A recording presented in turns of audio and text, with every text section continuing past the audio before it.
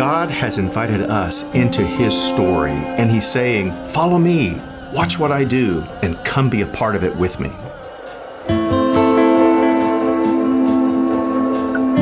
The Mediterranean Rim Initiative is our effort to join what God is doing to reach the Muslim world. And most of the people who are reachable are in countries that border the Mediterranean. A few years back, all of a sudden, people started fleeing because of war, because of just really kind of being oppressed in a lot of ways. They started fleeing to other parts of Europe. And whenever they got there, now all of a sudden, unreachables were in a reachable area. Just kind of the globalization and information began to rise up. You had more people asking questions, and so you kind of had the governments begin to open up. There's been virtually no impact of the gospel there for 1,400 years, and God has opened that up.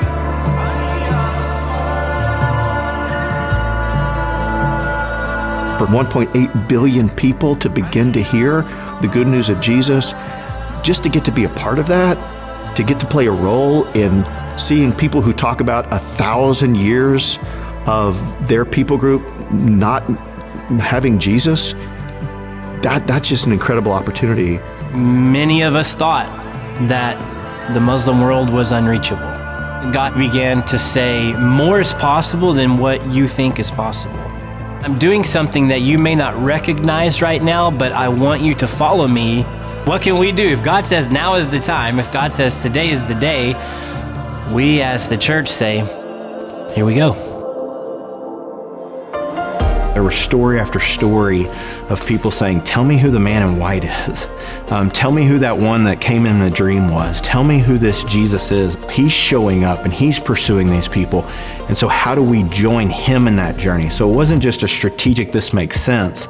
It was more of a supernatural, spiritual call of we've got to respond to this.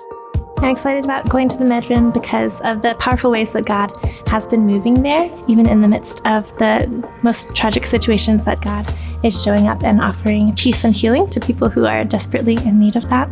It gets intensely personal because you get to see people who have been without hope who now have hope. Our church, Woodland West Church of Christ in Arlington, is a partner church in the Medrim Initiative. So we're now a financial partner, and we're looking forward to finding ways to actually engage our people in this ministry. You know, I think of Romans 15, where Paul says he wants to preach Christ where he's never been named. Because of this migration, they're leaving nations that were much harder to reach. But, you know, coming into Europe and coming into different parts of the Medrim, it's a terrible tragedy, but it is also an opportunity for light to shine in dark places. We're not moving Western churches all over. We're actually seeing indigenously led churches that are worshiping Jesus.